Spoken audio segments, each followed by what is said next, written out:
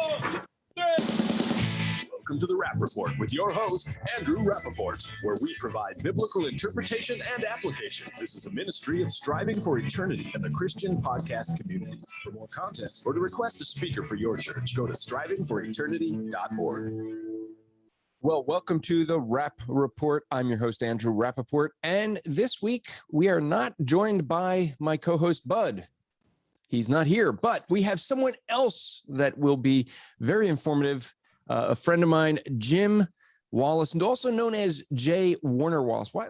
I always like to ask you this. Why don't you go by Jim Wallace? That's your name. Well, because there's a Jim Wallace at Sojourners. So whenever I do radio, people would think, and he's very different than me. He's a very, very different perspective. And some of the shows I would be on, they would say, well, you know, people think that you're him. And when we introduce or say next week we're going to have, or next hour we're going to have, we get all these angry emails like, why would you have this guy on your show? So they said, you need to change your name. Well, I was always using J. Warner Wallace on search warrants anyway, because I used to want to hat tip my grandfather, whose name was Warner. And so I would always put that on my professional stuff anyway. So I just said, okay, I'll just start using that name publicly, which I really didn't want to have to change. I was Jim Wallace, believe it or not, until somebody told me I could not be. It was actually Greg Kokel who said, You cannot be Jim Wallace anymore. So that's what changed it. And so for folks who may not know you, you just gave a hat tip there of your background. You mentioned doing warrants, signing warrants. Yeah, right. You have, I think, 20 plus years doing some work outside of Christianity. You've been on shows like Dateline and others. For folks who may not be familiar with you, what did you spend most of your career doing? Well, I spent about 26 years doing not all of those cold cases. A lot of it was toward the end, probably the last 12, 13 years or so. And we had collateral duties before that when I was working homicides. And these are just unsolved murders. And our team would originally started picking up the unsolved just to see if we could, push it across the finish line a little bit. And then, at some point we got successful. So they just formed a permanent team. And that's where I sat for quite a bit of time working these old cases. And some of these ended up in books, which is, kind of the approach that I took when I was about 35 when I first examined Christianity. I didn't know any other way to get in. I mean, I didn't know, this wasn't something I thought, well, I'm going to take this particular approach. That's like, if you were an English teacher, maybe you'd be focused on the way the Gospels are written grammatically. I don't know. But from an investigator's perspective, that's the only thing I knew was, well, these are making claims about the past that seem to be sequential, like they're in chronology, as if these things actually happened. And then at the end of John's gospel, he's making it sound like he actually saw this stuff. So in the end, I thought, well, let's just test these as eyewitness accounts. That's how I actually got into the whole, I became interested. Well, also a pastor was clever and originally, pitched Jesus in a way that I could catch him. He said that Jesus was super smart, like the smartest man who had ever lived. And I just thought that was provocative. I wasn't sure what to make of that. Lots of people are smart, but I wanted to see what was so smart about him. So I bought a Bible just sitting on my shelf back here that was a Pew Bible that really was the gateway into studying Jesus. And that's really what developed over those years. That's why I'm writing about it still today. Yeah, I mean, for folks that don't know, you were pretty much against Christianity for years. You were a police officer, which I always find it's interesting that if anyone called the Los Angeles Police Department, they always found a Jim Wallace there for several decades. Well, yeah. So we were in I never tell people exactly what agency. I used to never tell people because my chief would say, don't tell anybody where you're from. You can just say you're a Los Angeles County. I don't think that chief was just not a believer and really did not want a believer out there as the face of the agency. Isn't that interesting? You would think it would be just the opposite, right? Now, I bet you there's places in the world though, where if you were to survey the department, that most would be Christians. But here in Los Angeles County, that was never the case. It was never, I knew a couple. They were older guys, older than me, maybe about 10 to 15 years more time on the agency. They were very much, not all of them came to faith early, but they could not tell you why it was true. So they came to faith by way of an experience, which was, a valid way to come to faith. I'm not against that idea, but when I asked questions, it just seemed so unreasonable that I just was not interested. And the few people that would say they were publicly Christians you come in contact with were usually people you were taken to jail And then you thought, yeah, this whole system seems like it's not very powerful and doesn't seem like it's reasonable. And so I just stayed away from it. I only went to church because my wife was interested in going to church. And I think I would have gone like my dad, where, he still would go to church, even though he doesn't think it's true, but he thinks it's helpful. He would much rather live in a Christian nation than in some other nation. And I think that's interesting. Yeah, that's very So interesting. he sees the power in it. And this is why this book I just wrote called, Person of Interest, really kind of tries to leverage that a little bit. And I gave him a copy about 2 weeks ago. I don't know if he'll read it, but I mean, it's not as though he hasn't heard everything I could say for the last 20 years. It just doesn't seem to move him. But, and that's just the nature of it. I always tell people, if you think that somehow this evidential approach that I take has some power beyond God's power, you're crazy. It's all God, top down. It's just a matter of what is it you are communicating about the gospel that God is then going to use to do what God's going to do. And so for me, because he knew who I was, I think he knew that the gospel had to be kind of cloaked in this kind of an approach, right, where I could come in this way. And I thought that the same was to be true for my dad, but a lot of people are resistant to the truth claims for reasons entirely different than evidential reasons. They've got volitional issues. They don't want it to be true. And God hasn't yet moved to soften their hearts on this issue. And that's why I always say that people don't have an evidence problem. They have a spiritual problem. That's right. And so we can give them all the evidence in the world. Yep. And it doesn't matter. Now, your background as a police officer, being, really being against, not so much maybe against the gospel, but you weren't really a believer. Mm-hmm. You approached it from your background as a cold case detective. And for folks that don't know your first book, really, that kind of was your approach, right? To apply your background as a cold case detective, doing cold cases and looking at the gospels and saying, okay, is this a legitimate source? I mean, your expertise is knowing eyewitness testimony years after the fact. That's exactly what the gospel accounts are. And you applied that to that. Yeah. And, Andrew, part of it was because my family was just divided between almost everyone was not a believer, or if they were a believer, they certainly never talked about it. Never was part of their faith, never part of their life, rather. I suspect that my grandmother on my mom's side, that entire part of her family was raised Catholic, but never, ever it was part of anything growing up. Really, my mom was kind of a cultural Catholic by the time she had me. And so it was the kind of thing you might do on Christmas, or probably just Christmas. I mean, Easter was not so it wasn't even on Easter, but you would go. I probably went a half a dozen times as a kid, and it just seemed like something that was very insincere because it didn't feel like that my mom was living it. She didn't own a Bible. It wasn't a part of our conversations, not a part of our life. So I just thought it was this fantasy that some people probably think of it more deeply than others. I was not interested in it at all. But in the end, a lot of it for me was I had this division between people who weren't believers, and then I had a small pocket. My dad's second wife is Mormon, and so she raised my half brothers and sisters LDS. So when I started to look at scripture for the first time seriously, they right away presented me with the scripture for Mormonism. And they took a view that was, hey, we believe these documents are foundationally true. And so they, to be honest, in some ways, it was very much a presuppositional view. And I just thought, okay, I didn't know one from the other. So I got the Book of Mormon. My sister gave it to me, and I read through the Book of Mormon. And I remember that, but the quad in Mormonism is the Old and New Testament in the King James, the Book of Mormon, the Doctrines and Covenants, and Pearl of Great Price. Well, I got a hold of a quad pretty quickly. And I just, before I even finished the Old Testament, I had read the Book of Mormon and halfway through the Doctrines and Covenants. And as I worked through it, I realized that, I just needed to know which of these two systems.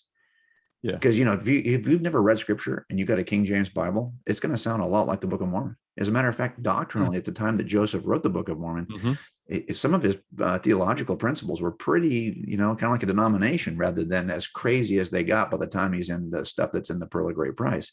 So if he changed, his doctrines changed over time. So I didn't know that. I mean, that's the important thing. People don't know that, and I think Sandra Tanner worked on something where she said that basically the Book of Mormon is closer to Christianity than it is Mormonism. It absolutely is. And so if you don't know the difference, I mean, it even sounds, and of course, he takes a bunch of Isaiah and he puts it just word for word in the Book of Mormon. So there's a lot of stuff that if you're just a first in time investigator, like, I'm not even sure I had read Isaiah before I read Isaiah in the Book of Mormon. Right. Because I'm just like looking at it from the first time. So I didn't know which was true. So how do you distinguish them between? So it's not just that the evidential approach led me to something true. It also can kind of prevent you from falling into a lie, because the first thing you're going to want to know is, well, what's the system by which we determine a witness is reliable? And if we apply it to the Book of Mormon really quick, it starts to deteriorate. I mean, really fast. So it's not, to me, I just knew, okay, I wasn't quite sure yet about Christianity, but I knew the Book of Mormon was not true because it can't uphold the test. So I just knew to walk away from that. So in some ways it kind of inoculated me from doing too much more time on that side. Yeah. I mean, it's funny how we use our background. You use your background as an investigator, with eyewitness testimony to examine, Book of Mormon, the Gospels. It was funny when I studied Mormonism, when I was working with a coworker who was Mormon, trying to explain to me, like try to convince me. By background, I'm a software engineer. So I write programs. Well, I actually wrote a program to calculate the birth rate and death rate, and to really see whether the Book of Mormon, because the thing is, if the Book of Mormon's right, it should be able to have a normal birth rate that's necessary for all the people that die in the wars that are in the Book of Mormon. Right. In the 1800s, to have those many people die is not unusual, but it is unusual, if you're saying in the first century.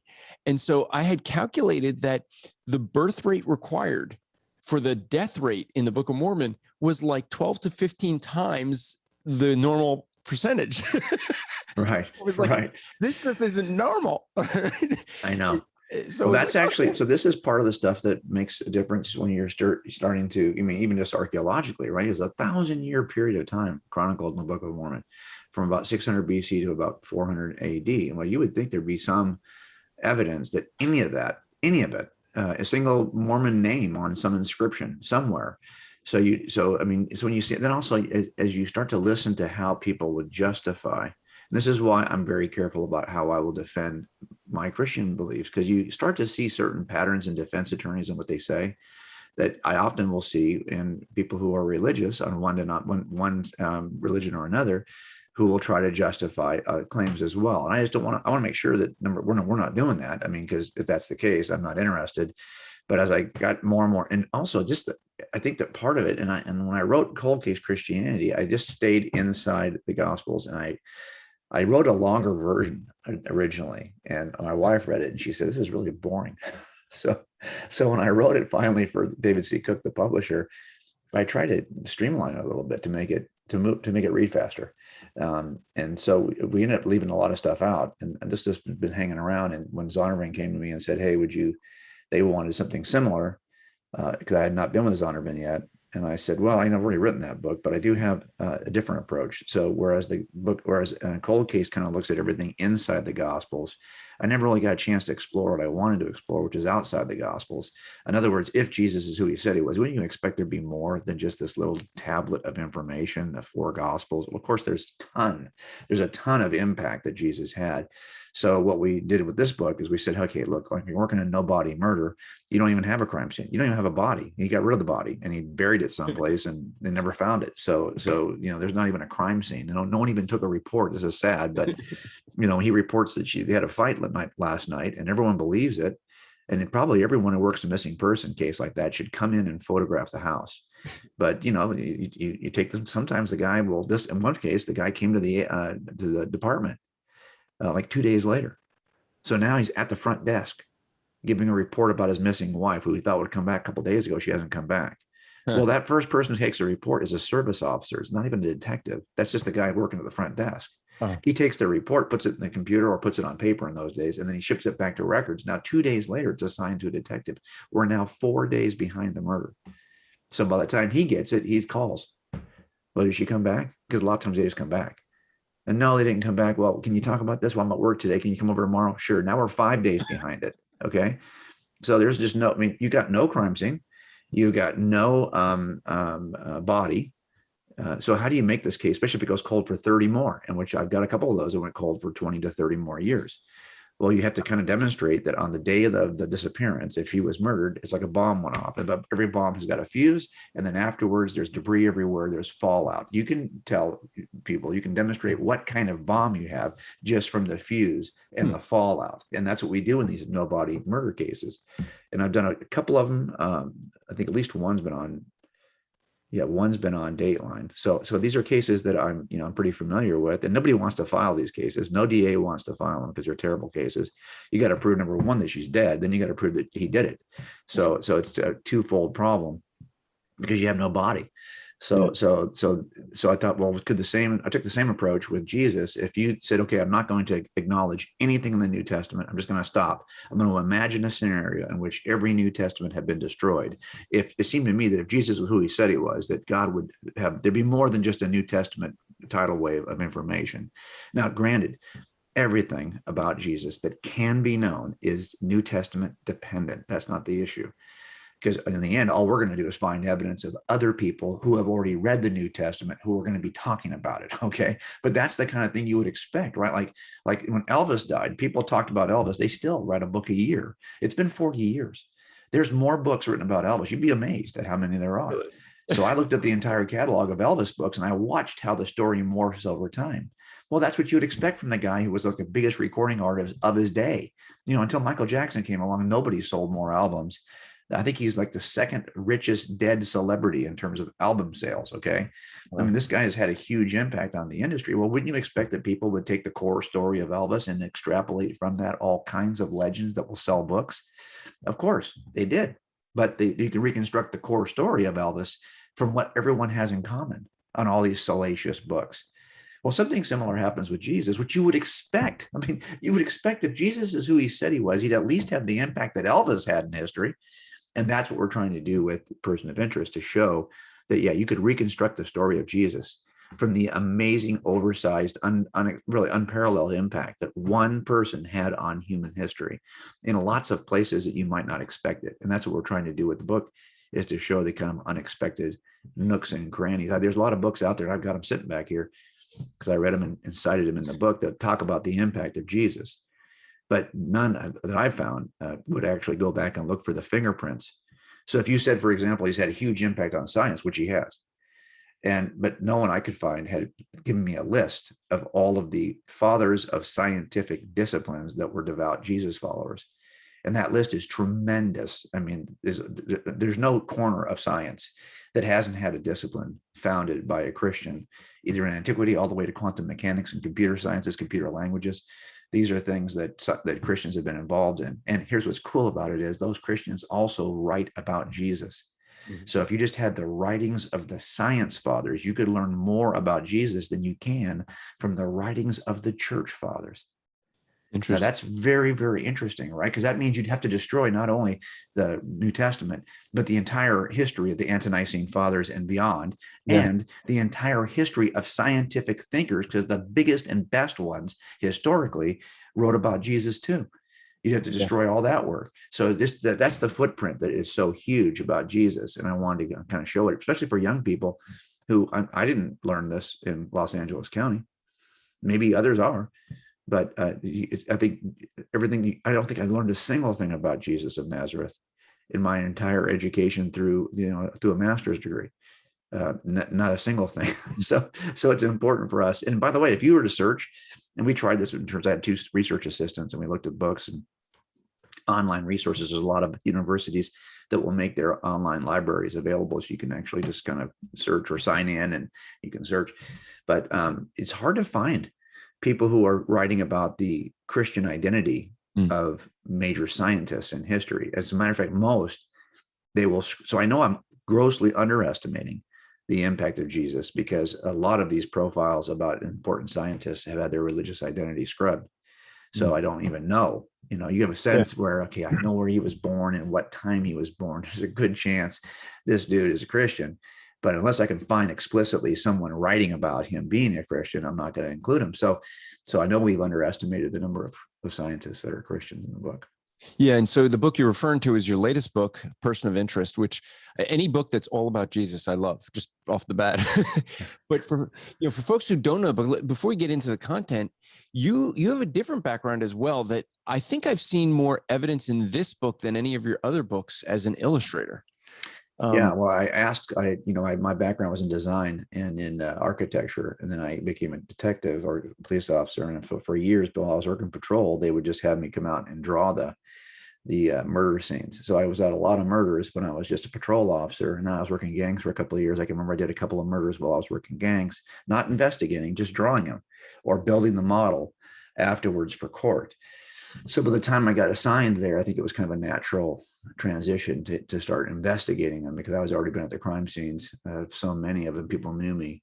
So that's kind of how that worked. And I didn't really use the art side of it aside from drawing crime scenes until I started doing jury trials. And then we knew that we could make these visual. And the first time we really robustly did that with media was probably around 98.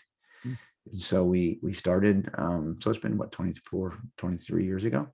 And we just started doing visual presentations. So I asked, and I always knew that if you could do 100 closing arguments before you do the closing argument, you'll do a very good closing argument because you've worked out all the bugs.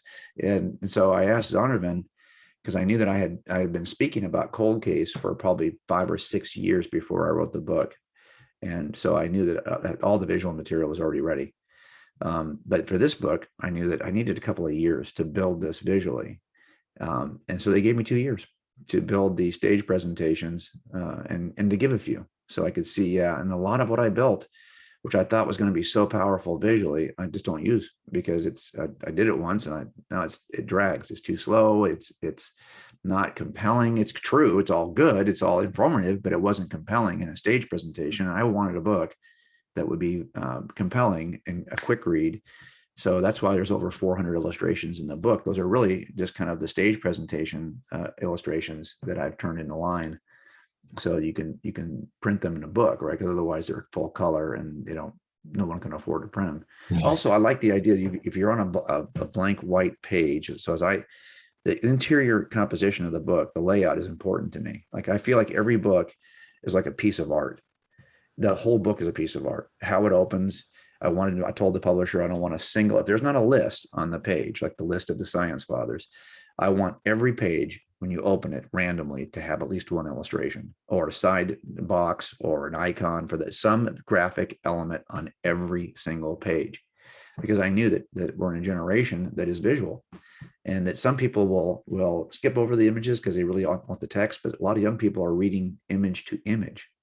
So I wanted it to be like a graphic novel in a sense where you could just kind of quickly, and it reads fast because it's 30% images.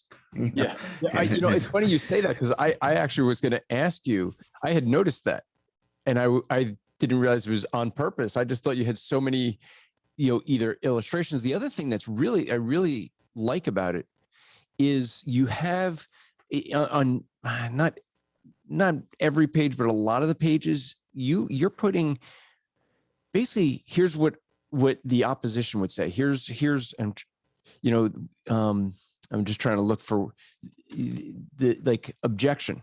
Yeah, no, I'm trying to get the objections into. Yeah, no, I agree, and I think that's part of it. But Andrew, I don't know if you probably feel the same way I do. Like there's like a genre of apologetics books, and so many will do so many similar things. I'm always afraid I just don't want to do the same thing everyone else has already done because there's better books out there. I mean, who wants to write something that's already a better version exists?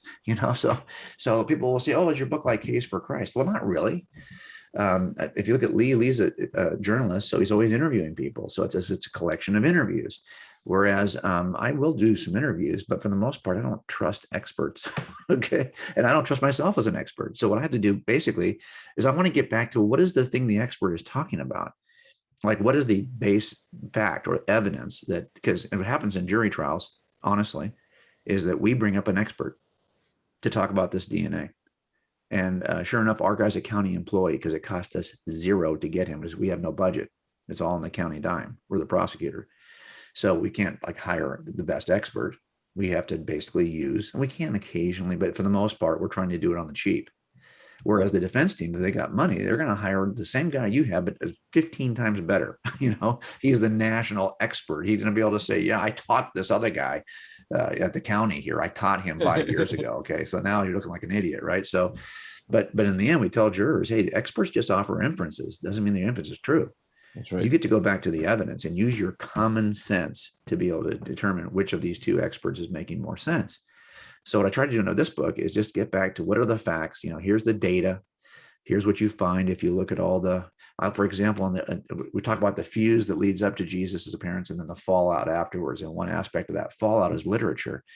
But I wanted to know, like, how many voices exist in antiquity who have spoken something about Jesus.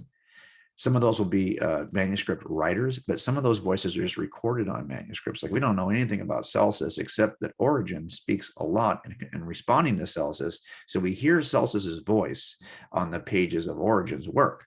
So there's a voice, even though that the author is a Christian author. Well, if you go through history like that, you're going to discover that there are way, way more non-Christian voices between the Greeks and Persians and Romans and Egyptians and Jews and all the non-canonical authors than there are Christian voices who say something about Jesus. And so you can now reconstruct a story. Let's just take out the church fathers. Now, what would we learn if we just had the non-Christian voices? And I have one chapter that just summarizes. And then here's the other thing too. We knew we had about 250 pages we could work with. And so then we knew we had about 50 pages we can put in the endnotes. The problem was we had over 300 pages of endnotes. So we had to kick off the other 270 pages to a PDF file, because I knew if I put that stuff in, like, who's going to read that? It's going to be so boring. I mean, it has to move faster. So there's lots of footnotes, but some of these, if you wanted to know, well, who are those 400 science fathers that you've mentioned in the list? Well, you have to go to the footnotes to get that in the PDF file, because there's just no way to put that in there. Yeah. People have said, why didn't you put that in there? Because it would have been about 30 continuous pages of lists. Who reads 30 pages of lists? Nobody.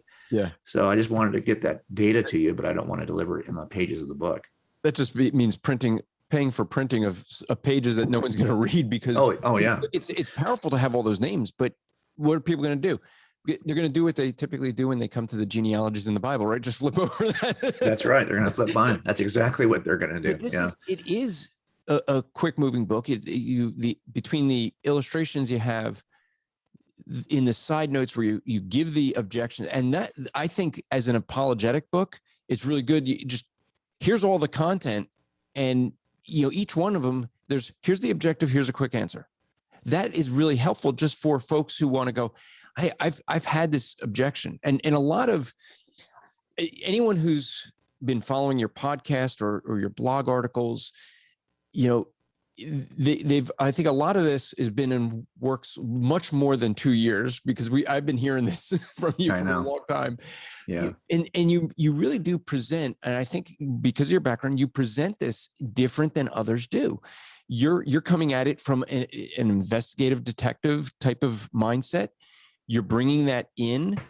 And I think that is a different, that's why you always refer to being, your original book, Cold Case, right. Christianity, cold case, being a cold case detective. You talk about being a case maker, saying, okay, let's make a case for this, right? That's what a detective is going to do when you go to court. Right. So I think your overall approach to the way you write, I think all of your books, is very different. It's unique. And I mean, I agree with you. I have some great books that have never been published. I have a great book on evangelism. I got 92 pages written, and it'll probably never be in print. Why? There's other books that are just as good. I actually told Greg Koukl once that basically between Greg Koukl's book Tactics and Jason Lyle's book, The Ultimate, I'm trying to remember the title now. It's the Ultimate Something for Creation. I forget the title, but Jason Lyle has a book basically he's talking presuppositional apologetics. Greg Koukl's book on tactics really helps you how to ask questions. And I looked at those two and said, between those two and and anything from Ray Comfort, because basically all his books are the same. Yeah, right. Just read those. Like who needs to write another book? I get it. I get it. I don't need to, I basically, those sum up exactly everything that I had written in my book. So I'm like, why bother? Like, here you go, just read these. Yeah. Well, I've had people come to, I've had publishers come to me and say, hey, would you write a book where you're doing like a daily devotional or something in a well, they're out there. And there are, Lee Strobel did one with Mark Middleberg. It's an apologetics daily devotional. I mean, I also want, my concern too is that this is just my selfishness, is that I want to do something creative, because that's why I do any of this, right? Is that I missed the creative aspect of art and architecture. And for a lot of years before I was working cold cases, I wasn't able to scratch that itch the way I wanted to. I mean, I started a police band, a musical band for years. We had that was hilarious. Anyway, but the idea was I'm just trying to scratch an itch that I didn't think that I was getting, working patrol and working gangs or whatever it was. And so how do you be creative? So if someone pitches a project that is informative, but I don't have a creative angle, like I'm not going to enjoy doing it. It's just going to feel like a homework assignment. It's not going to feel like, oh, every day I get up and I can create something new. So when I'm looking at it, now the problem with creative ideas is that creativity requires you to take a risk of tanking it, because you see people who are like musicians or musical artists, and they have an album out, right? Well, I'll give you an example of this. Do you remember the old band Boston? So Boston came on the scene. They were MIT engineers. They had a song called More Than a Feeling that was a huge hit, right? That first album, when they had spent like 8 years writing music, and they pitched their first album. Well, then of course it was a huge hit. They wanted album number 2. Well, album number 2 ends up sounding pretty much exactly like album number 1. By album number 3, they were done. They could not like turn creative corners. But look at someone like David Bowie. Look at his career. Compare Young Americans all the way to Hunky Dory. I mean, to the first album, Ziggy Stardust. Compare those album spread. I mean, they're like, this guy was constantly pushing envelopes. Now, some of those were really not good. I mean, some better than others, right? So you have to be willing to take a risk if you're creative and stretch a genre. Yeah. So I knew when we did this book that I was going to, in some ways, try to stretch the genre. What I'm trying to do is to get the church that doesn't give a lick about whether this is even true.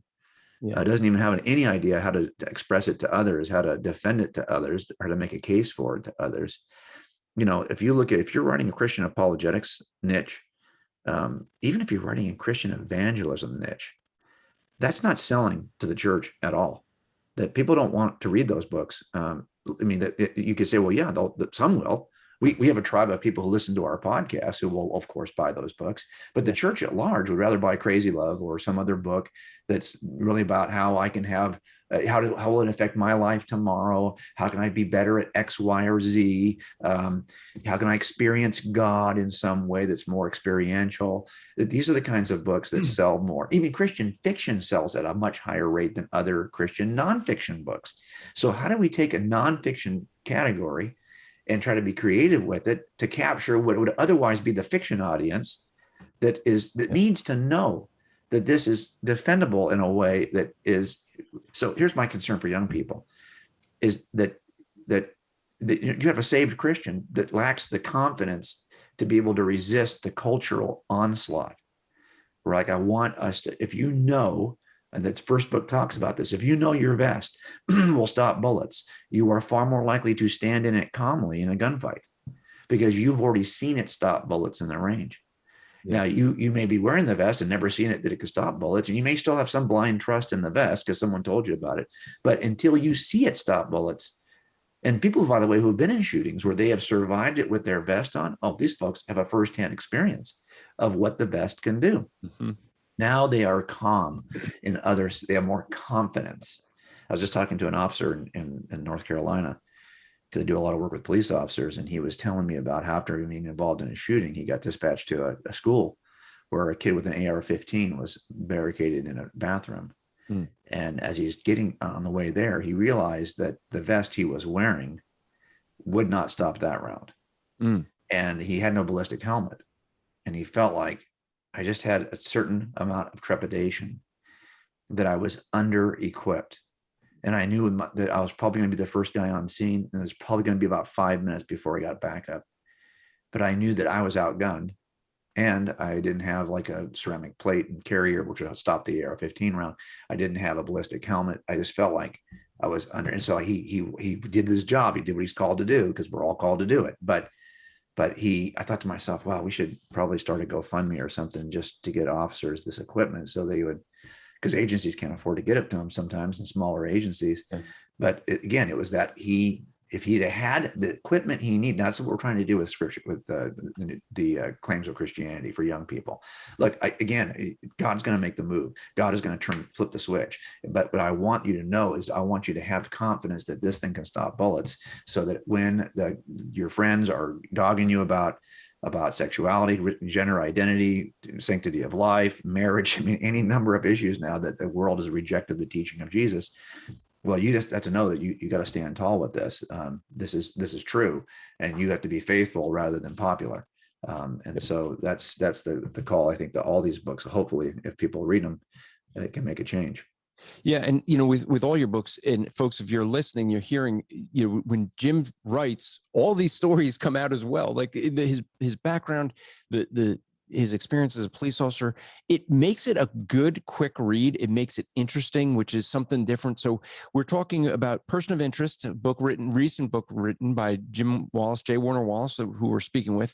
Let's just real quick go with for our sponsor, who helps us put this show on, and that is MyPillow.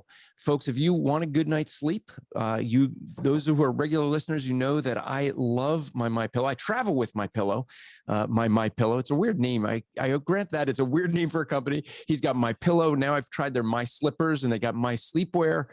So it is kind of a crazy name, but it's really good products made here in the United States. And if you want to get yourself a good night's sleep, they have a lot more products than just pillows. I've tried out the pillows, which I've loved for years before they were sponsored. That's why I was so glad that they were a sponsor of the show. But I've tried their mattress toppers. I have recently got their slippers. It's cold enough to use them. Very comfortable. I have loved all their products. If you want to check out their products, go to mypillow.com or call the 1-800 that they've created for us, 1-800-873-0176. That's 800-873-0176. Use promo code SFE, that stands for Striving for Eternity. And that not only gets you a great discount, but it helps to support Striving for Eternity and all that we do there. So we appreciate that. And so let's get to the content of your book, Jim. This, as I said in the beginning, this book is all about Christ, which, when I first got a hold of it, I was like, I love any book that's all about Christ. But you approach it, as you've already alluded to, differently.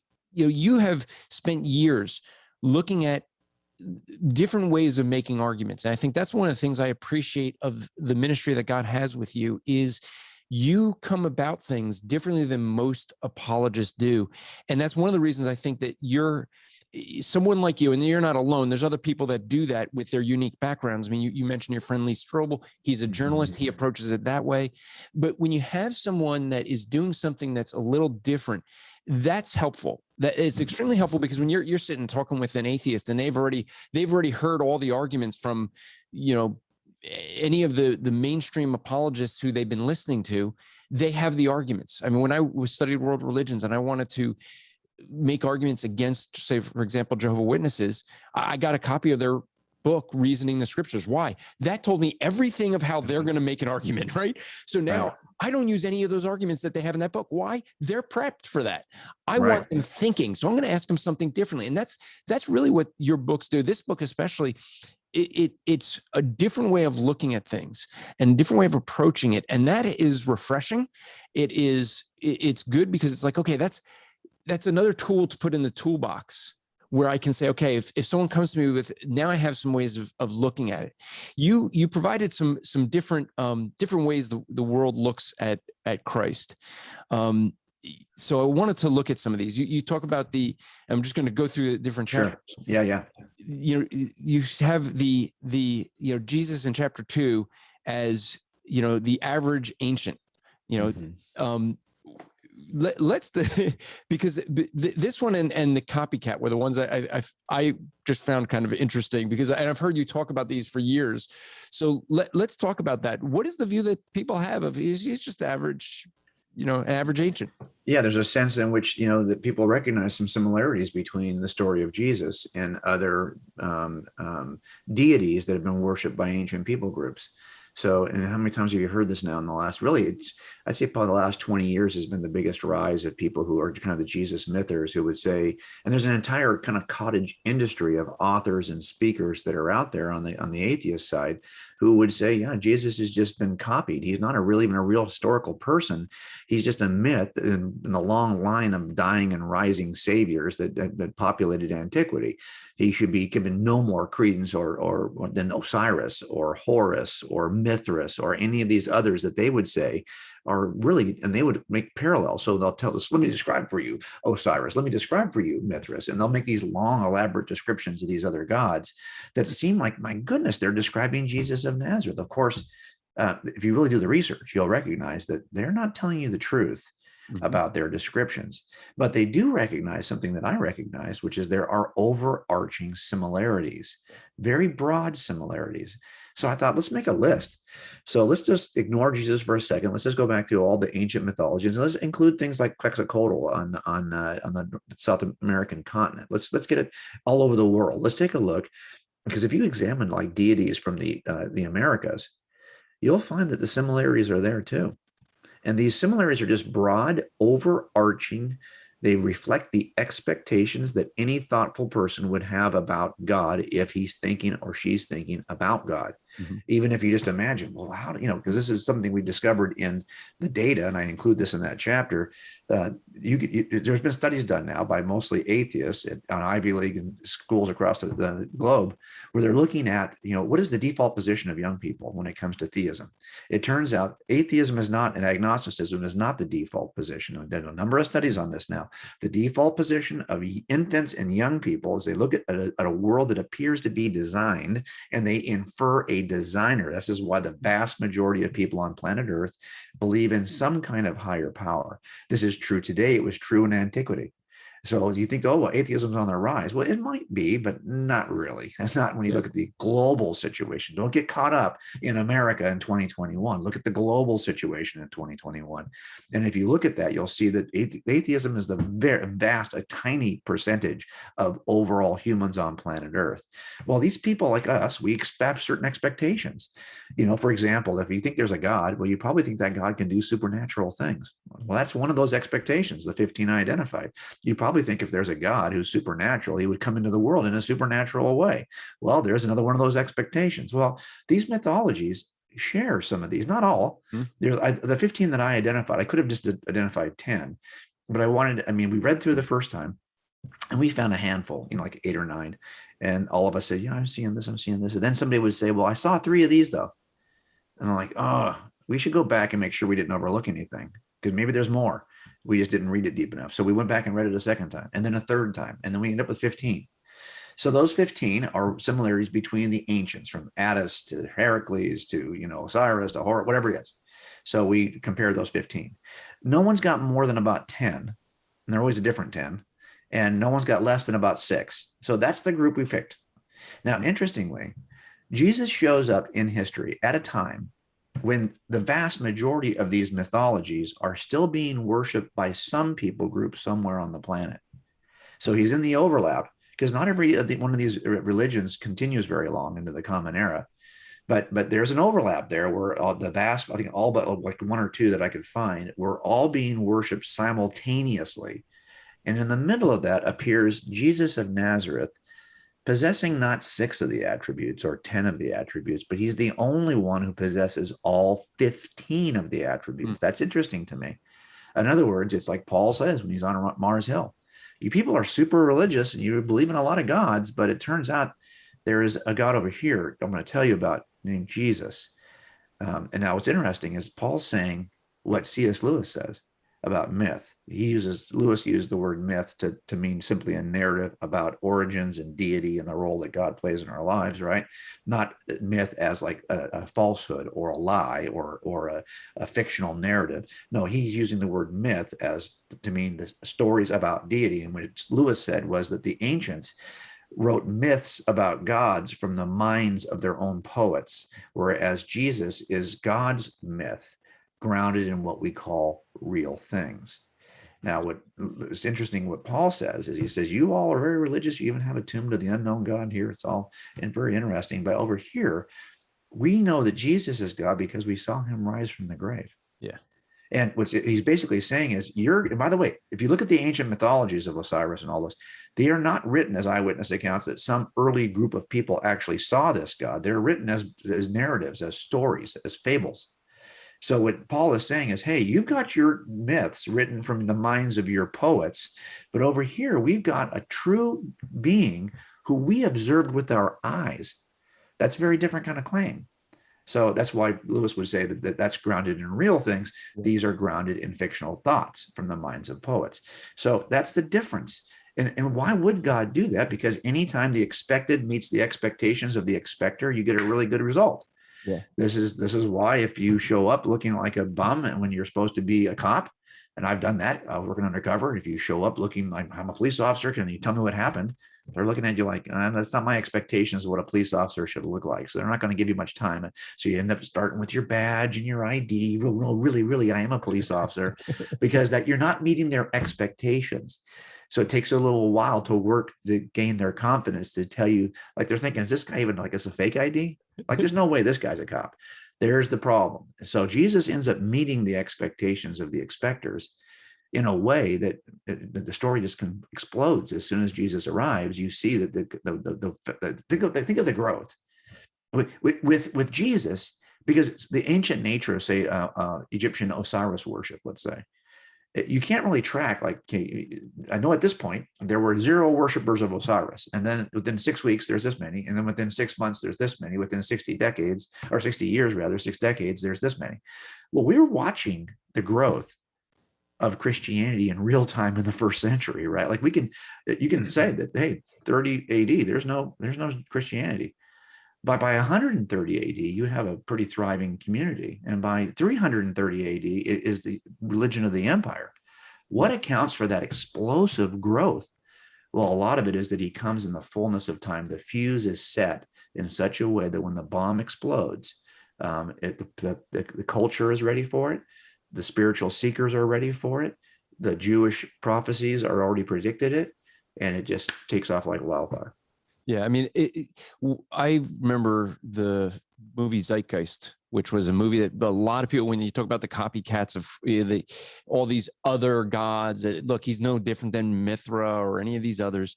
And I did an episode once on the Apologetics Live show years ago where I evaluated that movie, which is based off a book. Here was the thing I found really interesting. The one thing that they had in that movie and so many people use this to try to say, well, Jesus is just like the ancient deities of old, all the Egyptians. The one thing I found really interesting that they all had in common, supposedly, was all of them were born on December 25th, and all of them were called the Son of God. Those were 2 elements in that movie that they had with all of them. And I always laughed at that. I remember on the street, I was recently in South Philly evangelizing, and someone brought me in because this guy's talking about all these Egyptian gods, and this guy didn't know how to make an argument against it. And so I come over, he invited me into the conversation so that I could help with answering it. And I said, well, you notice that they all have that in common. And the guy goes, yeah. I said, and do you realize that Jesus wasn't born on December 25th? And he went, what? Yeah, he's probably born in like April, sometime in the spring. And did you know that Son of God, S-O-N, and Son of God, S-U-N, only works in English, not in Egyptian? So that wouldn't work with Mithra. And this guy was just like mouth open, didn't know what because right. They hear these arguments and it's like, well, that must be true. And it's kind of sad, but it doesn't take a lot of critical thinking to debunk some of these things. Yeah, sometimes this means, like, would you chase down the claim? Again, we talk about this, right? Like, experts make inferences. But you don't even know, unless you go back to the evidence from which they're making an inference, if the inference is reasonable. Look, when we write about, I wrote a book called God's Crime Scene, looking at just the evidence for God in the universe. And what am I using? I'm using the exact same evidence that the atheists use to draw a separate inference. I think the better inference from the same exact evidence is theism. But it's not like I'm using different evidence. It's not like I've gone out, I'm going to ignore all the evidence. No, I'm using the same evidence. The problem is that people will lie about the evidence. And you see this in jury trials all the time, where you have to stop them, right? So what will happen is, we have the responsibility of closing arguments, and so does the defense. But we get a rebuttal that the defense doesn't get, because we have the burden of having to, he's innocent until proven guilty. So we have that extra burden. So what we'll do is the defense team will almost always throw they'll narrate it in such a way that they've kind of changed the nature of the evidence, right? Because that's what works for them. And we have to kind of go back and remind them, hey, they can say it that way, but you already know what the facts are. Don't forget the argument, my argument, his argument. That's not evidence. The only thing that's evidence is the evidence. The arguments are not evidence. That's why, for example, you don't get a script of what we said in closing arguments. That doesn't go back with you in jury deliberations. You don't get the PowerPoint. That doesn't go back with you in jury deliberations. That's not evidence. That's just argument. So in the end, I want you to return to evidence. And it turns out, if you look at the evidence for Mithras, look at the evidence for Osiris, none of these things they claim are actually true, except for the broad nature of them. Yes, they enter the world. They can defeat death. Well, why wouldn't you think that your God could, right? Like, if your God is God, he can probably defeat everything, right? He's all powerful. He's the creator of all things. Okay, that's just what we think about when we think about God. Even higher powers today that are imagined amongst the secularists, or amongst people who are not secular, but maybe have some kind of broad view of God, they still embody usually those 15 attributes. They're thinking about that those seem reasonable, even to folks who just believe in a higher power. So why would that surprise you? But it turns out that Jesus meets the expectations. By the way, he also meets the expectations. I showed in that same chapter the expectations of the types that appear in the Judaic history. He's very similar in type. Again, only if you look at the broad outline of Moses, the broad outline of Jonah, the broad outline of Joseph, you can cherry pick facts from Moses's life, from Joseph's life, from Jonah's life to make him sound just like Jesus. But that is interesting. This is why, oftentimes Jesus will parallel himself. As Jonah was in the belly of the whale, so will I be in the tomb. These kinds of things he's trying to leverage the fact that even the expectations of the Jews in the history of the Jews is reflected in the person of Jesus in a way that should make him. Now, again, does this mean, though, and we saw it, right? It's not like Jews suddenly said, oh, yeah, I think these parallels convince us. No, and it's not true that every pagan decided that they would switch over to Christianity.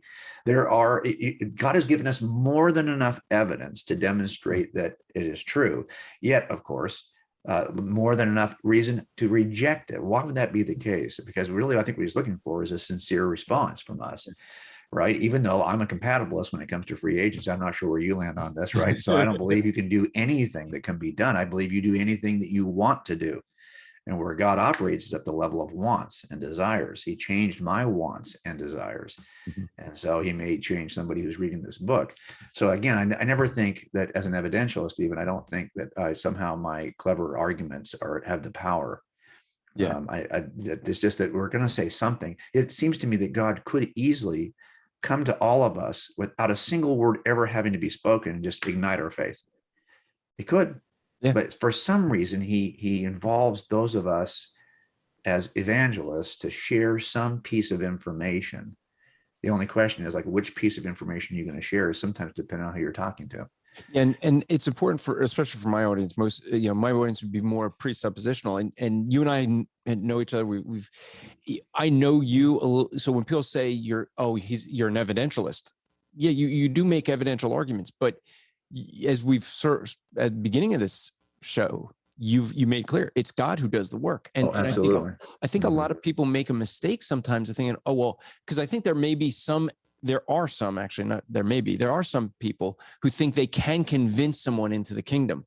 You're not that guy. No. And I just know from my own personal experience, look, I knew this was their route. And if you'd have asked me back then when I wasn't maybe as thoughtful theologically about how the whole process took place, I would tell you that. What is it that brought me in? Well, it was a study of the evidence that God used like a presentation of the gospel, because it was ultimately a presentation of the gospel. In other words, when I got to Romans and Corinthians, I knew already that the Bible was reliable. And then what Paul said about my fallen nature and need for a savior, and the fact that I've been rejecting God all this time, I actually said, oh, that's so true.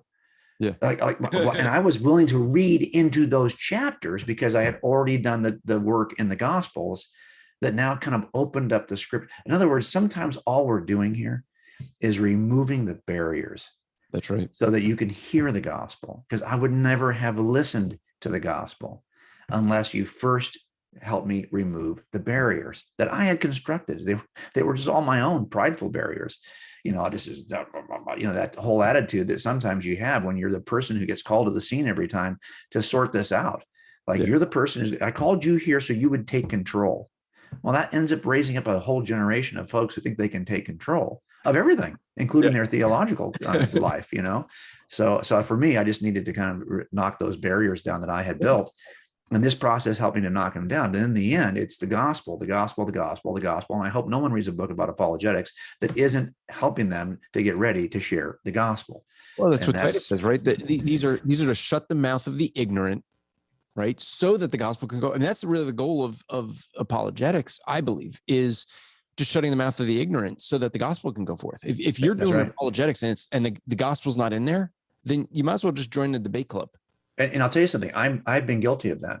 So I have been guilty. I look back and I think, I guess, again, it's my own, and I shouldn't feel this way, I guess, but my own aversion. So if, as a non-believer, if you would have tried to approach me with the gospel, I would have shut you down. And so I'm always thinking about, well, how can I get you to a place where you're now ready to hear it, even if it's not from me? But I realized, looking back at that what am I doing here? In the end, I want people to think that I'm reasonable enough to just make the case and not think like the whole thing is goal oriented. Like, I just did all of this so I could preach the gospel to you. Well, that's why we're doing all of this. But like, for example, have you ever seen like Christian movies? It feels like every time you watch a Christian movie, the whole thing, whatever it does, is just going to end up, everything's going to turn out great at the end. Everyone's going to be resolved. Someone's going to pray. Someone's going to receive Christ in the movie. I mean, this is like, it's like every movie, right? And we kind of look at that and think, well, that's not the way life is. Life is more complicated than that. So it takes more steps for a lot of people. Like, why can't we just have a little tension retained in the end of this, right? Because that's how life is. Like, not everything has a rainbow at the end, where we're all celebrating and dancing in a circle. So I always wrote books that I thought were like, I want to get you to that point where you're right before the circle and the rainbow, but I wanted to just kind of pave the way. But now that I'm older, especially at 60 now, I'm looking back at that and thinking, man, I should have been more clear in every one of these. It should have been more clear. So again, it's like, I look at Lewis's work and I'm thinking, was he always explained the gospel, even though, and so I'm just looking back and thinking I could have probably done that better. Well, because God keeps sanctifying us, right? I mean, that's that's the thing. We keep getting more and more like Christ. So anything we've done in the past is like, I've wanted to re-preach sermons. Years ago. No, I feel the same way. Better. Yeah. No, I feel the same way. I think you're right about that. Sermon on Sunday, I think I could, like, as soon as I get done, I'm like, I could have done that better. Yeah. I love when we were writing articles, and like when I want to allow, like, my son Jimmy now does about 60% of our content, and I know he's like me. He will look back at these things. I'm just posting them, but he's going to look back at these things 2 years from now and go, I want to rewrite that. Yep. That's just the nature of our progress as thinkers, as Christians, as Christ followers. So, but I want to allow us the opportunity to sound stupid before we figure it out. The internet, though, is that we can actually go and update that. Yes, and believe me, I've done that a number of times, and I still feel like I need to go back and rewrite half the stuff online. But yeah. So hopefully we have grace. I mean, I think we do have grace as a community, but the non-believing community probably doesn't have that kind of grace. Yeah, and I think that's the thing that you're really doing in this book. I think is, and with all your books actually, are very encouraging to the believers, right? And the goal of it, I think, for the unbelievers is, as you said, just remove some of those barriers. Okay, here you make these arguments, But there's other ways of viewing that. When I don't know if you ever went to the Creation Museum, they used to have, when you first went in the Creation Museum, they would have basically a room you walk in and there's like a fossil there, and there's two people looking at the fossil, and they have them talking. One's a Christian, one's an atheist. They're looking at the same evidence, but they're both interpreting it very differently. One's looking at the evidence and saying, this is evidence, of a young earth. The other one's looking at it and saying, this is evidence of an old earth. They're looking at the same exact fossil, right? And the whole point of it is to say, the evidence doesn't change. That's right. It's the interpretation that changes. That's right. Yeah, that's a brilliant, actually a brilliant display. And I thought the same thing, because this is what Bart Ehrman separates Bart Ehrman from Bruce Metzger. Yeah. Two people who work together and wrote one book together, and one is out and one is in. They're looking at the exact same biblical evidence. It's not like this manuscript evidence changed for Bart. Bruce was aware of all that evidence too. He just interprets it differently. That's right. Yeah. And that's the whole thing, is that I think when we're in a culture, and we're more and more in this culture, that you have people that they're hearing the same false narratives over and over about Christianity. They don't hear what Christianity actually believes. I know this because I talk to them on the streets when I go out and evangelize, and they really believe the false narrative. Yeah. When you start giving them the truth, there's a point where they deny what the Bible actually says, even if they read it, because they have their false narrative. I remember, opening the scriptures, and I had someone, I was talking about prophecies, and I opened Isaiah 53 without mentioning where it was, when it was. I just read it, and I said, "Who's this speaking of?" He goes, "Jesus Christ." I said, "Are you sure?" He said, "Absolutely." I said, "How can you be so sure?" And he's making an argument for it. And I'm like, "But that's 750 years before Jesus. That's Isaiah." Now, here's the thing. This is someone who is Jewish. Now, he was more of a liberal Jew, but Right. he's Jewish. And he never knew, he never heard that. And so the whole time it's like, no, that's not true. That doesn't happen.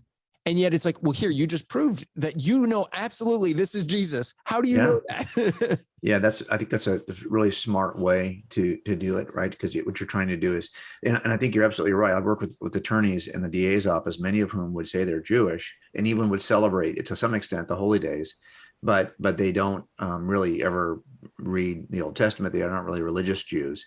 They're more cultural. And so I think this is probably true sadly, for a lot of believers in every single category. This is true, we know, for a lot of Christians. And sometimes we're writing books like this just for cultural Christians to kind of wake up and realize what is in your own scripture. Yeah. Like, would you be excited about reading your own scripture? Right? Because, and especially in the South, and I'm from Los Angeles, so here it's not a dominant worldview. So those who hold it probably have thought about it, because they're in a world that's kind of denying it and putting pressure on them. So we probably have thought about, like, why would we be in this small subset of our county? Yeah. I mean, why would we be that? Now, if you're in the South, this is like something everyone. I noticed, for example, when you're working with Mormons in Salt Lake City, that there's a culture, a business culture, a familial culture, just a culture in general that embraces a belief in Mormonism. And even if you're a guy who really doesn't even convinced that it's true, but it would behoove you to go through the steps, because it'll benefit you in your marriage, it'll benefit you socially, it'll benefit you even professionally if you are part of that culture. Well, the same has been true in the South for a largely dominantly Christian culture.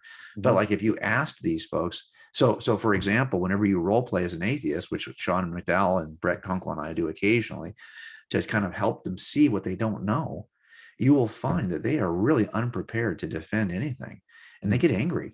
Well, you're right, and they know that you are, like, I've seen Sean do this a couple of times, where he'll have to stop. He'll put, you want to do something to make sure, okay, when I have the jacket on, I'm an atheist. When I take the jacket off, I'm me.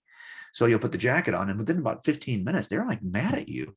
Like, okay, take the jacket off. I'm still me, guys. Don't relax. Okay. Put the jacket back on. And so you keep going. And it's because they just really have never thought seriously. By the way, if you're in Dallas, you can probably defend why you think Dak Prescott should play this week, even though he's got a calf strain. Okay.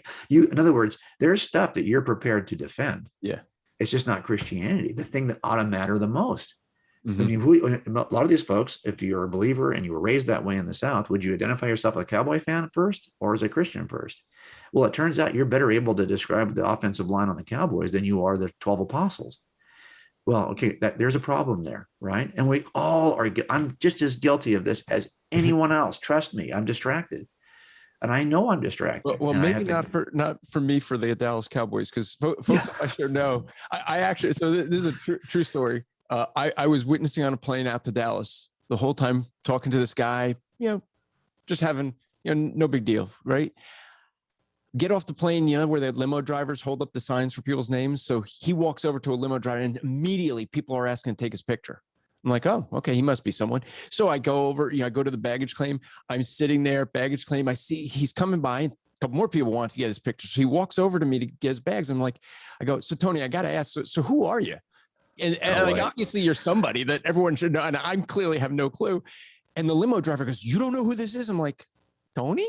And he's like, he's the quarterback for the Dallas Cowboys. And I'm like, okay, That's so funny. That's so funny. Now you got me curious. How did he respond to you when you were witnessing to him? Well, was he as receptive or no? It was a good conversation. He was listening. And I'm thinking like he's receptive. And he was like, he actually walked away and I had a CD with a gospel presentation on it that, I give to people. And I gave it to him and I actually gave one to the limo driver. And I'm like, I just said, give a listen to that. And he actually thanked me. He was like, that was one of the best conversations I've had in a long time. And I at first I was like, oh, because of Christ, until afterwards, when I told some friends about it and I realized like he was some big deal, that I realized he probably was just glad that someone didn't have any idea who he was. Yeah, no, can you imagine that? Let me tell you, I think the same thing. I mean, I started talking a lot about celebrity after Ravi Zacharias thing broke. And I'm so averse right now to that aspect of what we have to do.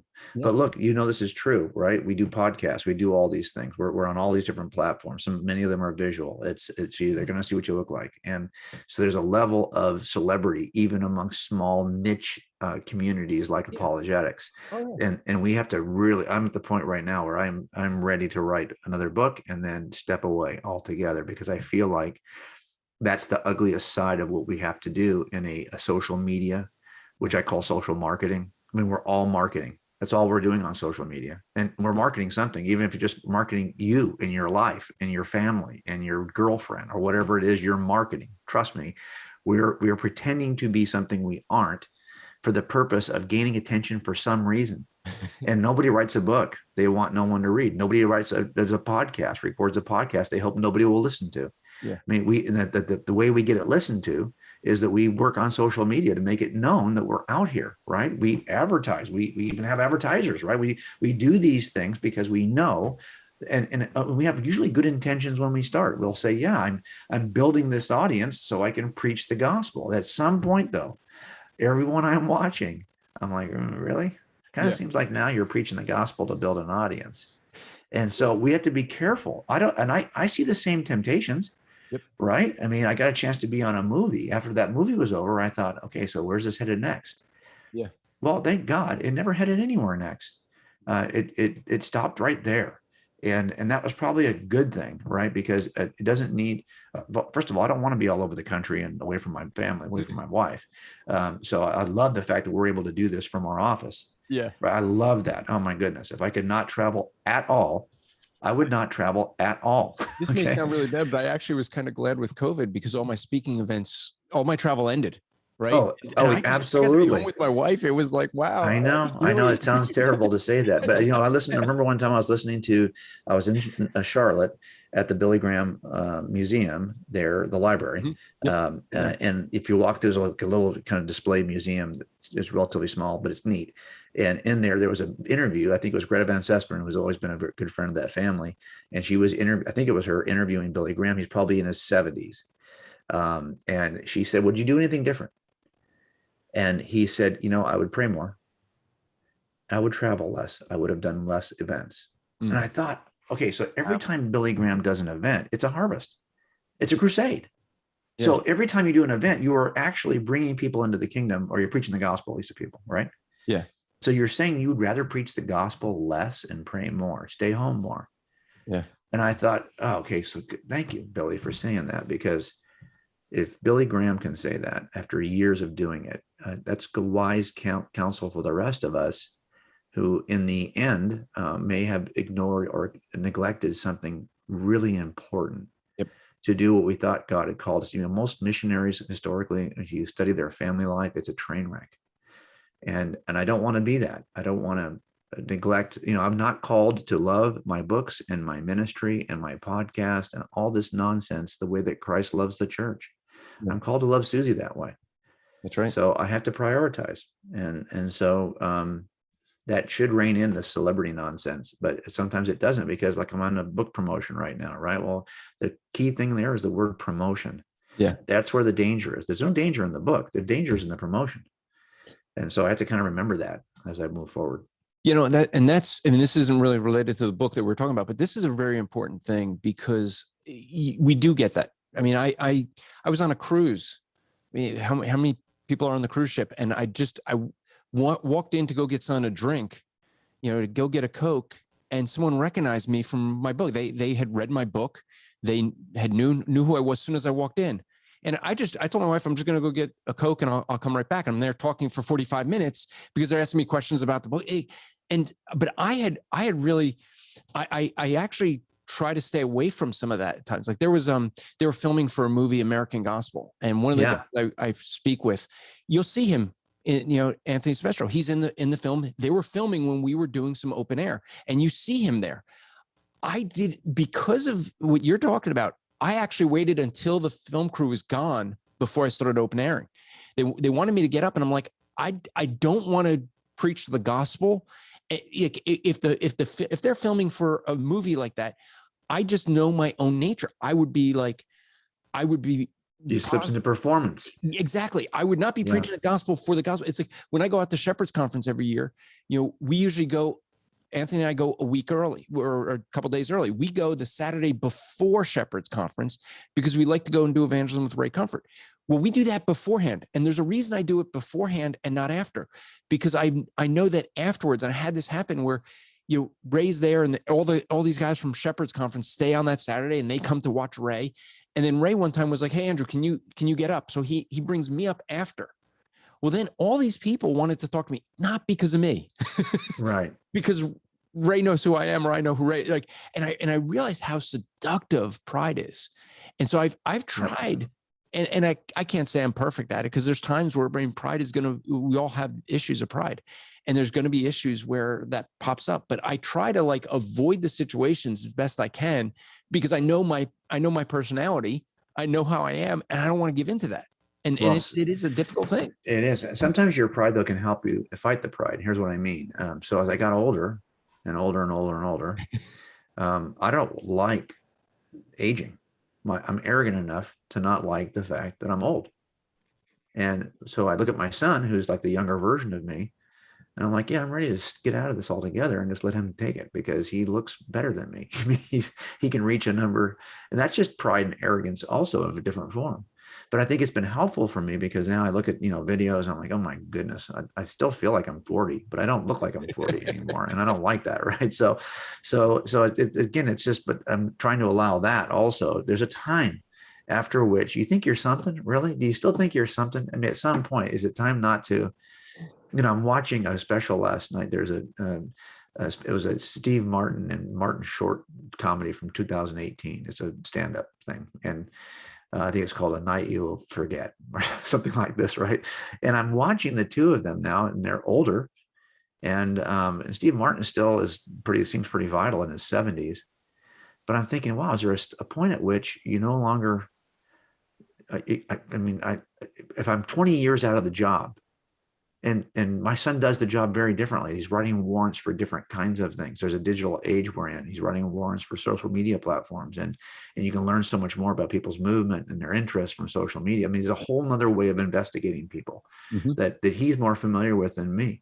When I started, we didn't even have cell phones. We had pagers and a bag of quarters. Okay. We had to find a payphone to call you back. And so this has changed. My dad, when he got a call, it would be on top of a pole. There would be a light downtown. The light would go on. You'd run back to the pole, get the phone and go, what's the call?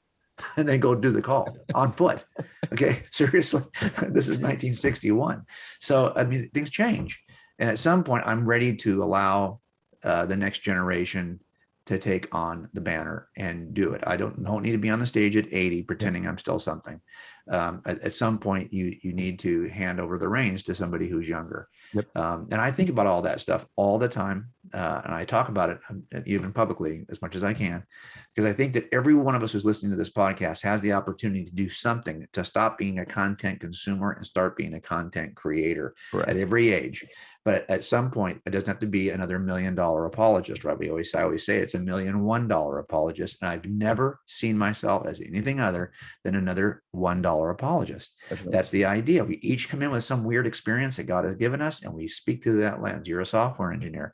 There's people I know who, for example, are architects and engineers. They run ministries that have the word architect or engineer in their ministry, because that's how they're going to look at things. How do you build systems? How does the building of a system tell you how we build this worldview? It's dependent on prior constructions, right? Prior assemblies that get you to this place. This is the outcome if you start with that beginning. Well, this is the kind of stuff they talk about all the time. Good for them. They are talking and throwing content through their worldview. And that's what we're trying to do. Even like a book like Person of Interest, really, it just kind of takes, that's why I take an investigative approach, because that's just those stuff that I was doing as a cop. So, yeah. And I know we don't have, there's a lot more that I wanted to talk about with this, but I wanted to go through, just for folks to see what's in this book. I want to go through some of the objections, just to read them, so people see some of the things that you are going to answer in here. And this was just gives you an eye for those listening. Maybe this is an objection you've heard and you didn't hear a good answer. Then pick up the book Person of Interest by J. Warner Wallace. But I'm going to just flip through. So objection: there's no real, and I like real as in quotes, there's no real evidence for God or Jesus. I've heard that objection plenty of times. Objection: why didn't Jesus come later in history? I'm just flipping through because you don't have the objections on every page. I should have just written them all down. But objection: Christians were never really persecuted. I've heard that argument before. Jesus is a copycat savior. We talked about that one earlier, and that's a big one. Objection: if God is all powerful, why doesn't he stop evil? That's a big one. Objection: wasn't the virgin conception of Jesus copied by pagan myth? Objection: why would God require a sacrifice? These are just a foretaste of what you're going to get in the book Person of Interest. It's a book that I think, you say as a subtitle, why Jesus still matters in the world that rejects the Bible. But the reality is Jesus changed time, right? I mean, we actually, I was supposed to do a debate with a rabbi, Tovia Singer. He actually said he when he found out I was willing to debate him, he heard that somehow and he actually created a banner and posted it with my picture and his picture. Wow. And I agreed to debate him. And he said, people were waiting for the debate. I think that I had a guy call me that was a follower of his, but he said he was a pastor. He used to be a pastor. And I found out later he became Jewish and follows Tovia. So I think that he was I almost think that this guy he called saying, hey, I want to help you with your arguments. Yeah, right. Help him out. Yeah. He was really a plan to find out what my arguments are going to be. And that's why this debate's probably never happened. But one of the things I was going to make the point of is, you say that Jesus doesn't have much of the whole world has been changed by him. Right. even our time. Yeah. And that's why we wanted to do a book like this, right? Because this is called the first century when it's not the first century. It's not the first century humans lived in. It's not the first century humans wrote about, but we call it the first century because something remarkable happened. Yep. That is exactly what you'd expect if Jesus is who he said he was. And so that's really the goal here. It's not that all of these things like literature, art, and music, and education and science, and even other world religions that mention Jesus, that hat tip him, and you can actually reconstruct the story of Jesus from all of those areas of culture. But it's not that those, that Jesus matters because he's had an influence. Is that he had an influence because he matters. It's just the opposite. So that's what we're trying to do here. And again, it's not like this is a book that this is a piece of a larger cumulative case. Right. This is a piece of a lot. In other words, if Jesus is who he said he was, you would expect some huge outcome.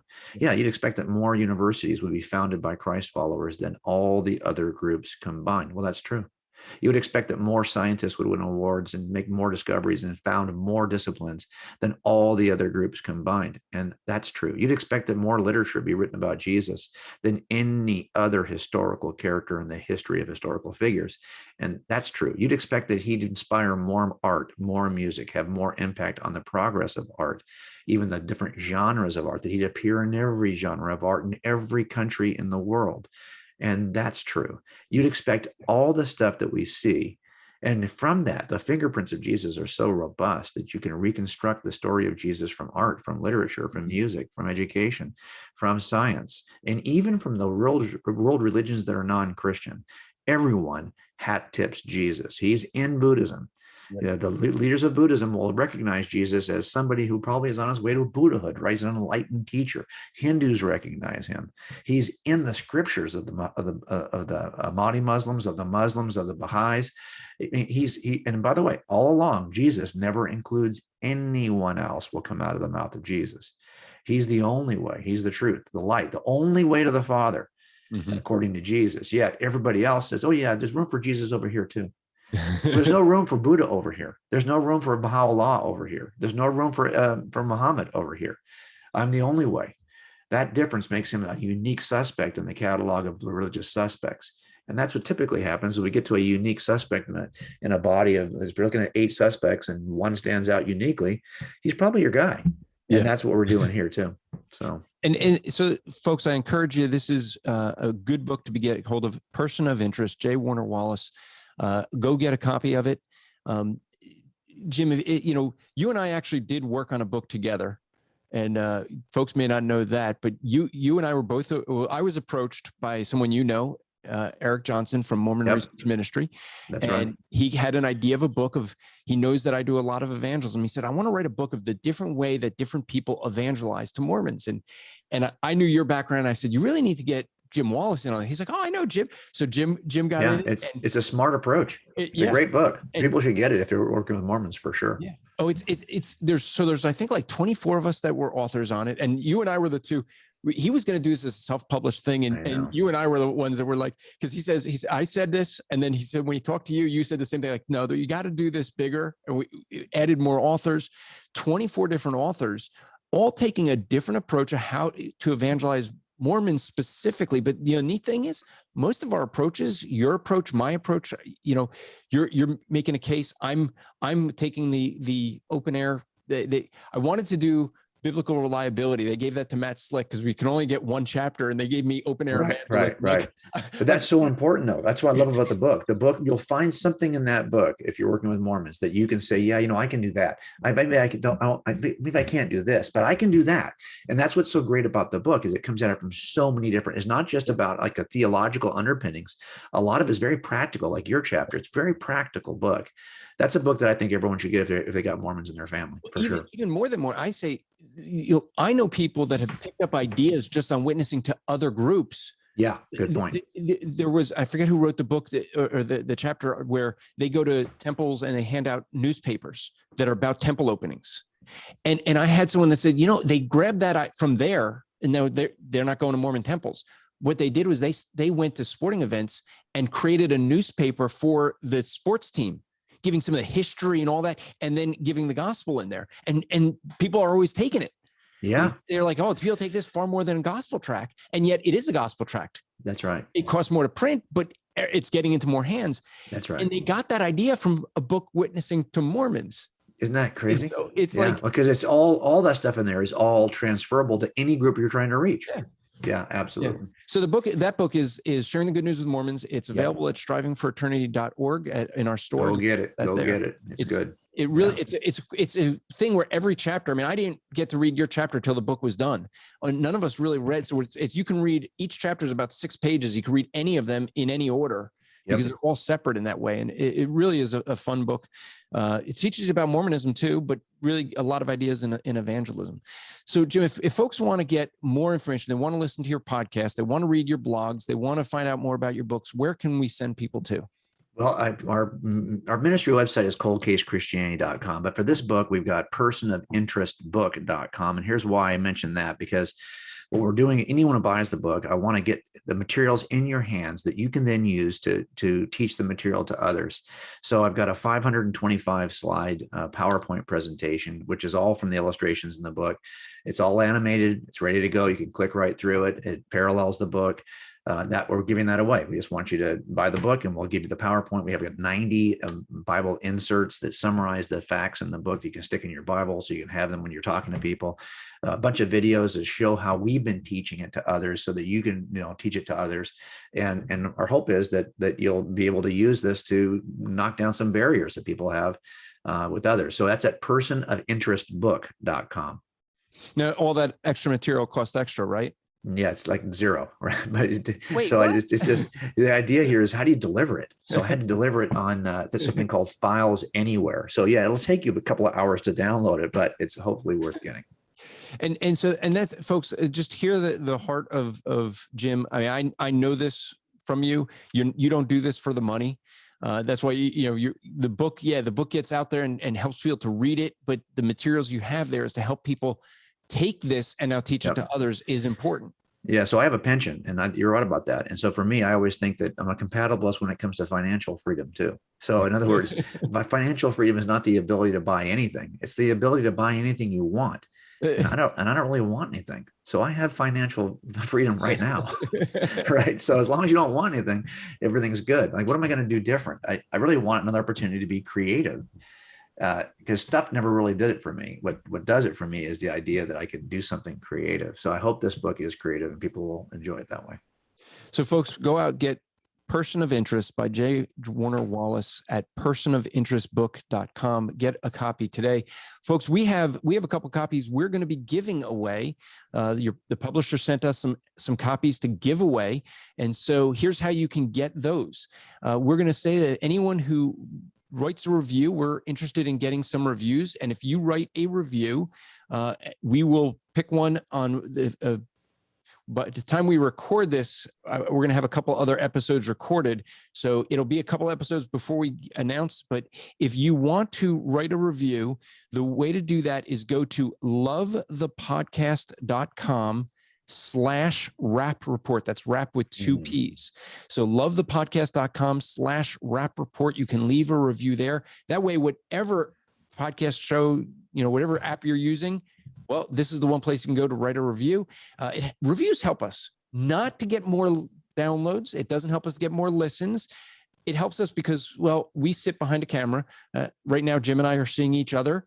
And that's about it. We don't hear from you guys. So it's really helpful for us as people that are creating the content here to know what you think. Do you like it? Do you not like it? Did you learn something? Those things are really helpful for us. It does absolutely nothing for ratings.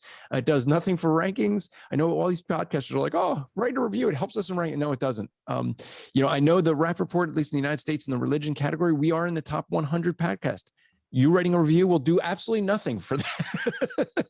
But you know what it'll do? It will encourage my heart to know what you think. So lovethepodcast.com/rap report. Write us a review there. Let us know what you think of this episode. Mention the episode. That will get you entered into the different copies we have to give away. We'll announce who that is, and then we'll do that on a later show. So that kind of forces you to keep listening. But if you found this to be helpful, if you found this to be something that encouraged you, would you kindly share it with someone else? Because there might be someone else that needs the same encouragement.